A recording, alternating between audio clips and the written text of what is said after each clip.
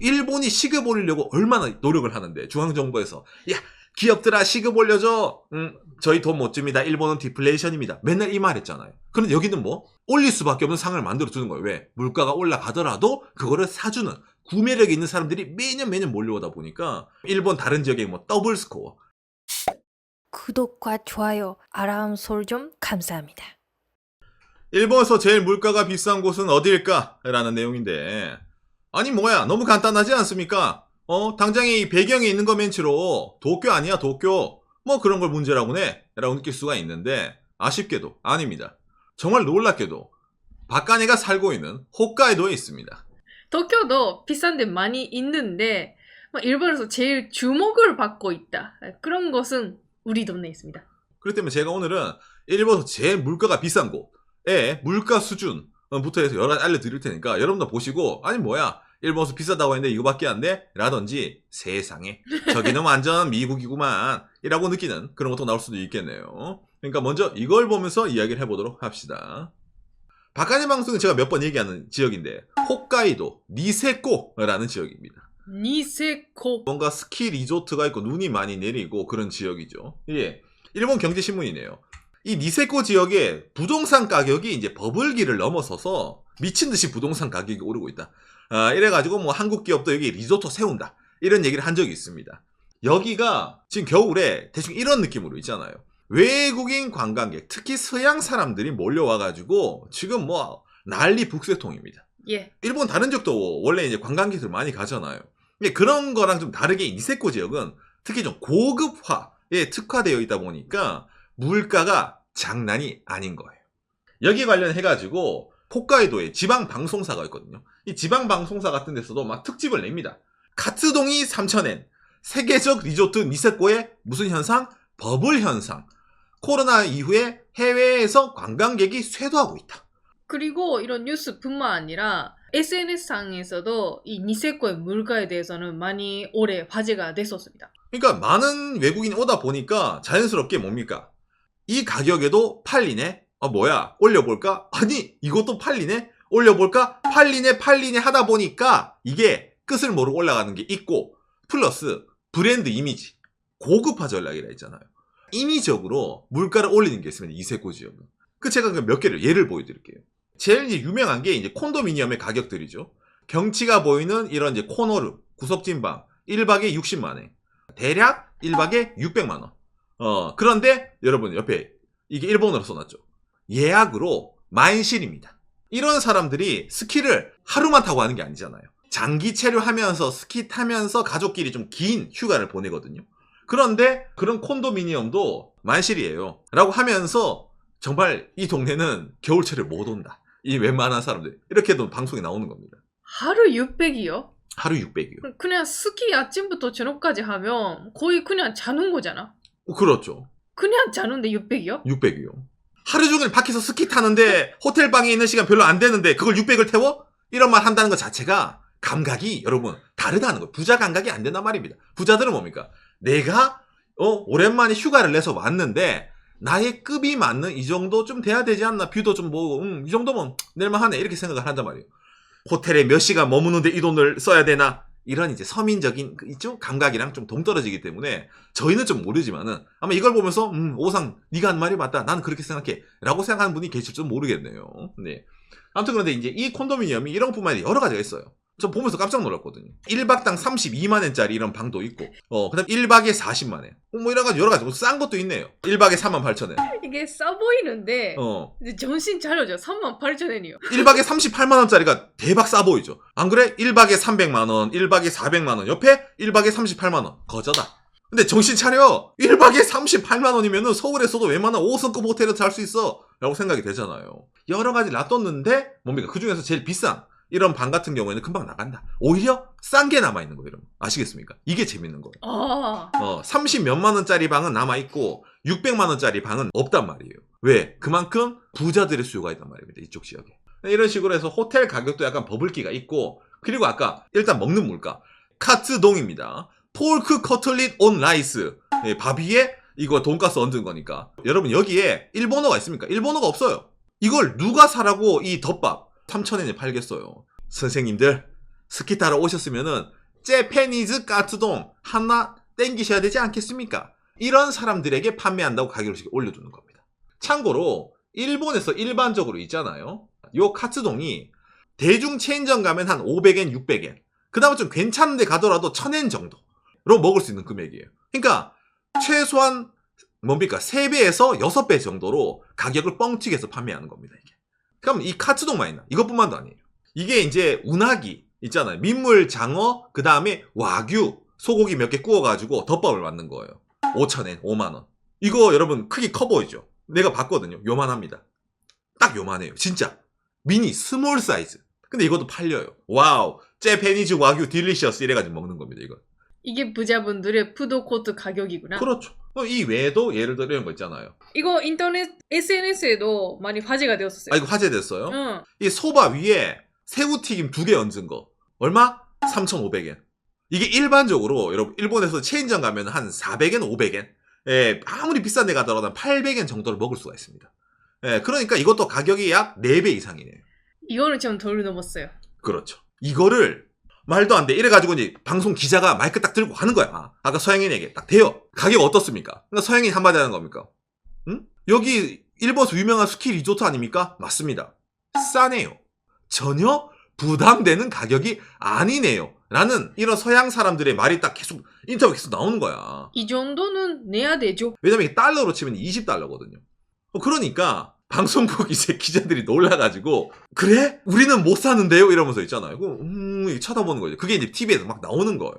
이 지역의 물가는 일본에서 엔화로 돈을 버는 일본 사람들을 대상으로 장사를 하는 게 아니라 해외에서 외화로 벌어서 일본에 와서 돈 쓰는 사람을 대상으로 하는 장사다 보니까 일본에서 제일 비쌀 수밖에 없구나 라는 식으로도 방송이 나오는 겁니다. 당장에 이런 비싼 게 있다는 거를 더욱더 강조시키는 것도 등장을 합니다.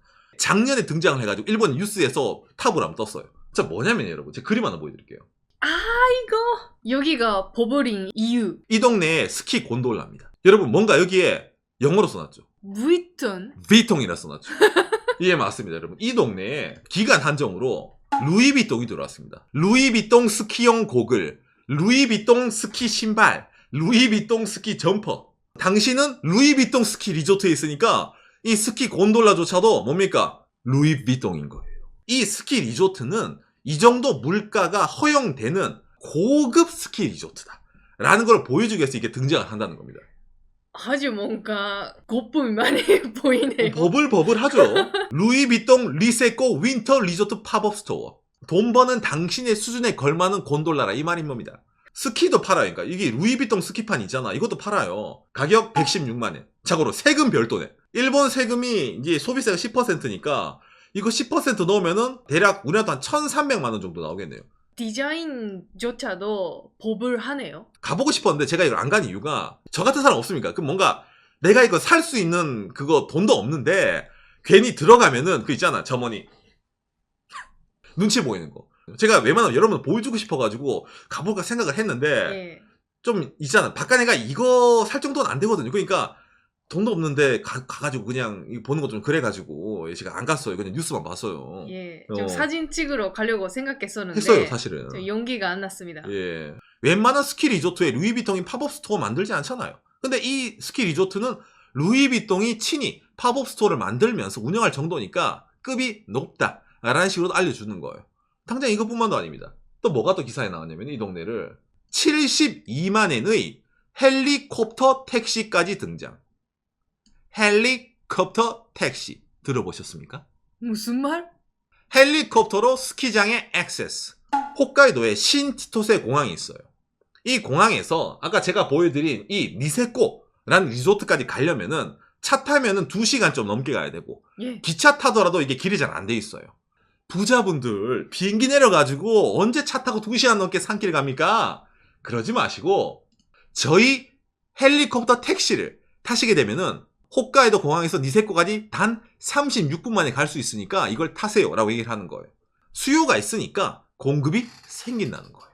그럼 당장 여기 말한 뭐 부자들을 위한 서비스, 부자들을 위한 음식 이것만 있냐? 아닙니다. 여기에 물가가 비싸는 걸 반증하는 게 하나 더 있어요. 뭐냐면은 이 다음 뉴스인데 일본 TV에서 이제 취재를 한 거예요. 여기에서 일하는 알바생이 있습니다. 모리링상 24살. 2021년에도 알바를 했었어요. 그때는 시급이 1000엔이었어. 2022년에 시급이 1400엔. 그리고 2023년 겨울부터 2024년까지 스키샵에서 렌탈 스키 있잖아요. 그거 빌려주는 한 거 1600엔. 그냥 일반 음식점에서 스텝하는데도 시급이 1800엔. 이런 식으로 뛰는 겁니다. 거기다가 또 뭐 청소원은 2200엔도 있다. 생각을 해봐요. 카레를 3만원 주고 파는데 아니 종업원 시급 못 줄 게 어딨어. 어차피 이거 카레 알잖아요 여러분. 그거 3분 카레 해가지고 이제 주는데 야 이거 지금 사람들이 넘쳐나. 지금 여기 와서 카레 먹겠다는 사람들이 줄을 서고 있어. 그럼 뭐야 업 시켜가지고 계속 시급 올리다 보니까 일본에서 엄청 화제가 됐습니다. 왜 화제가 크게 될 수밖에 없냐면은 일본 도쿄도에 아르바이트 그 다음에 파트타임 알바 파견직 포함해서 평균 시급 얼마? 1436엔. 2024년 2월 2일 기준. 그런데 니세코 가서 청소하면 얼마라고요? 우리한테 22,000원 준다고. 알바가. 그러다 보니까 이게 일본에서 저기는 도쿄를 뛰어넘은 물가, 도쿄를 뛰어넘은 시급, 도쿄를 뛰어넘은 고급화가 진행되고 있는 일본에서 제일 물가가 비싼 곳이다 라는 식으로 뉴스가 나온다는 겁니다. 편의점 알바도 2만 원 준다 하니까 많이 화제가 됐었습니다. 그렇습니다. 편의점도 2,000엔 정도부터 시작해요. 왜? 편의점도 바쁘거든. 사람들 막 외국인들 오니까 그냥 막 이거 바코드 찍어서 넣고 물건 채우는데도 바쁘단 말이에요. 그러다 보니까 전체적으로 아까 보여드린 뭡니까? 이 동네가 지금 다 버블인 거예요. 외국인이 와서 돈 써준다니까 처음에는 좋았는데 이게 계속 뉴스에 나오면서 있잖아요. 보다 보니까 아까 제가 뭐라 했어요. 외국인에게 TV 아나운서 가가지고 마이크 하면서 분명히 일본 사람들은 이거 비싸서 니들도 못 사 먹겠지? 비싸지 배 아프지? 라는 식으로 질문을 했는데 외국 사람들은 전혀 no. 리조트인데 뭐 이 정도면 뭐 no. 이렇게 하다 보니까 일본에서 이게 어떠시 화제가 돼요? 자존심이 상한다. 도쿄가 물가가 비싸면은 도쿄야 일본을 대표하는 그런 지역이니까 일본 사람들도 뭐 그 정도 물가 감내하고 사지 얘기가 나오는데 해외 관광객을 위한 리조트가 일본에서 제일 시급이 세고 일본에서 제일 물가가 비싸고 일본 사람들은 먹지도 못하는 돈가스 덮밥을 파는 그런 게 나오다 보니까 일본 사람들의 자존심이 있잖아. 스크래치가 계속 가는 거예요. 그냥 여기는 우리들은 못 가는 지역이다. 옛날에 감히 일본에 와가지고 뭐 이걸 먹겠다? 니들 월급 좀 많이 써야 될 거야. 일본은 그런 나라가 아닌데 이런 느낌 있잖아요. 그런 데서 좀 많이 바뀌어가기 때문에 이런 여러 가지 각종 감정이 교차하는 뉴스가 뜬다는 겁니다. 이런 니세코 스키 리조트 매년 갑니다. 그런 일본 분들도 지금은 못 간다. 그렇게 되고 있으니까 너무 슬프죠. 그렇죠. 당장에 여기가 여러분 여름에는 쌉니다. 왜냐면 스키 리조트다 보니까 호텔 같은 건 싸게 운영하고 콘도미니엄은 문을 닫고 겨울철에만 문을 딱 열어가지고 비싸게 가격을 딱 주고 파는 거예요. 예, 그런데도 사람들이 매년 몰려옵니다. 이게 뭐 한국 유튜브는 아니지만 호주 유튜브, 미국 유튜브, 유럽 유튜브 이런데 그런 사람들이 와가지고 브이로그를 찍어요. 그걸 보면서 우와 가보고 싶다 이런 거 있잖아요. 그 입소문 타고 영상 보고 더 많이 몰려오는 거예요. 그러니까 뭐 아까 이거 멘트로 일하는 사람의 시급이 매년 올라갈 수밖에 없는 거예요. 일본이 시급 올리려고 얼마나 노력을 하는데 중앙정부에서 야 기업들아 시급 올려줘. 저희 돈 못 줍니다. 일본은 디플레이션입니다. 맨날 이 말 했잖아요. 그런데 여기는 뭐 올릴 수밖에 없는 상황을 만들어주는 거예요. 왜? 물가가 올라가더라도 그거를 사주는 구매력 있는 사람들이 매년 몰려오다 보니까 당장 이게 2014년 겨울철 올 예를 들어 뭐 12월 1일 되면 이게 더 올라갈 수도 있겠네요. 예, 그럼 일본 다른 지역에 뭐 더블 스코어까지 갈 정도로 될 수도 있겠네요. 그러다 보니까 오늘 얘기한 일본에서 제일 물가가 비싼 곳은 어딜까? 바로 도쿄가 아닌 이 홋카이도 니세코라는 지역이라는 겁니다. 예, 여기는 뭐 제가 가라고 하는 말 아닙니다. 왜냐면 여기는 가성비가 안 좋아요. 홋카이도가 겨울철 눈 오고 이쁜 데 많이 있거든요. 다른 데는 이 정도까지 안 비쌉니다. 근데 유독 이 니세코라는 지역만 브랜드화가 돼가지고 루이비통 가게도 있고 덮밥도 3만원, 카레도 3만원 이렇게 되는 곳이라는 겁니다. 혹시나 이런데 가시는 재력 되시는 분들은 박간의 방송 좀 많이 좀 챙겨주시기 바랍니다. 오늘 내용이 여러분들에게 참고가 되었으면 좋겠네요. 감사합니다. 요시. 500엔으로 먹을 수 있는 카츠돈 3,000엔. 500엔으로 먹을 수 있는 카레 3,200엔. 말도 안 되네. 저희가 홋카이도 사는데 제가 겨울철엔 저기를 잘 못 갑니다. 무서워서요. 왜냐면 가면은 일본 사람들보다 영어가 더 많이 들려요. 간판도 영어로 돼 있어요. 다 기본적으로. 그러다 보니까 뭔가 좀 그러니까 일본어를 할 수 있는 사람들 오는 곳이 아닌 진짜로 서양 사람들을 위한 그런 장소 그들만의 리그가 형성되어 있어요. 1박에 600만 원 그거를 1박만 하는 게 아니에요. 장기적으로 일주일 이상. 그럼 일주일이면 얼마야? 4,200만 원이에요. 호텔방이. 그러면서 낮 시간에 스키 타고 밤에 잠만 자는데 4,200만 원을 써. 그게 가능합니까? 우리가 상식적으로. 불가능하잖아요. 근데 그런 사람들이 몰려간다는 거예요. 일본 내에서도 부자도 어느 정도 있겠지만 그 정도 수요는 저걸 못 채웁니다. 근데 유럽, 미국, 호주 이런 부자들을 끌어모으게 되면은 저게 돌아간다는 거예요. TV 아나운서 가요. 이런 거 누가 예약합니까? 아, 예. 비싼 방부터 이미 예약이 다 나가고요. 이미 묵으신 분들은 내년에 또 올 거니까 키핑이 있잖아요. 내년에도 이 방을 내가 할게. 예약을 할게. 라고 해서 그런 리피터들이 많기 때문에 저희는 걱정 없습니다. 라고 호텔 직원들이 인터뷰를 한단 말이에요. 그걸 보는 일본인들 어떻게 느낄까? 나는 저거 1박도 못 하겠는데 저거를 그냥 한번 가서 좋으니까 또 키핑 또 이게 뭐냐 이런 거 있잖아. 이게 뉴스에서 계속 나와요. 이렇게 고급화됐기 때문에 주변 동네도 조금 주변도 영향을 받고 있어요. 일단 스키 리조트니까 거기에는 슈퍼는 없잖아요. 그렇죠. 근데 제일 가까운 슈퍼는 사실은 홋카이도 다른 슈퍼보다 조금 비쌉니다. 비쌉니다. 그렇게 될 수밖에 없는 거예요. 그렇죠. 그 슈퍼에 그 르마네 꽁띠 그 다음에 뭐 발렌타인도 비싼 거 있잖아요. 30 몇 년 이런 거 있잖아요. 고급 양주 그 다음에 일본주도 비싼 거 있잖아요. 그런 거를 일반 슈퍼에 놔둬요. 슈퍼 온 사람들 그걸 원해서 하거든. 거기 가면 슈퍼에 와규, 전복 별의별 고급 재료를 다 팔아요. 그래서 그 지역 주민들이 얘기하잖아. 우리 슈퍼에서 물건 살 게 없다고. 왜냐면 지역 주민들은 살 수 없는 가격을 슈퍼는 놔두더라도 리조트에 있는 사람들이 장기 체류하는 거예요. 안 그래요? 콘도미니엄에 일주일, 2주일 묵다 보면은 호텔 밥도 지겨워. 본인들은 뭔가를 먹고 싶거든. 슈퍼 가서 막 산단 말이에요. 예, 그러니까 슈퍼들이, 이 가격에도 사주네? 와규 넣어볼까? 이래가지고 있잖아요. 막 가격을 놔두는 거예요. 뭐, 본 사람들은 상대적 박탈감을 느낄 수가 있지만은, 그러면 어쩌면 전략의 성공이죠. 어쩌면 외국인들이 와서 자기 나라에 돈을 써준다면 성공이긴 한데, 다만, 그렇죠. 저기 있는 것도 외작의 호텔이라든지, 외작의 자본이 많이 들어오다 보니까, 외국 자본이 와서 투자해가지고 그냥 돈 걷어가기 때문에 실질적으로 일본인들이 가져가는 게 좀 적지 않냐. 그러니까 차라리 거기서 일하는 알바생들은 그나마 좀 이제 수혜를 받는데 그 외에는 수혜를 못 받는다는 식으로 말이 나온 것도 있습니다. 그런데 어쨌든 일본에서는 이런 오늘 배경에 있는 도쿄, 이 도쿄가 아닌 홋카이도의 촌동네가 일본에서 제일 물가 비싼 곳으로 매년 갱신을 하고 있기 때문에 이게 좋은 건지 나쁜 건지 이런 식으로 있잖아요. 의견이 좀 갈리는 내용이 많이 나온다는 거죠. 예.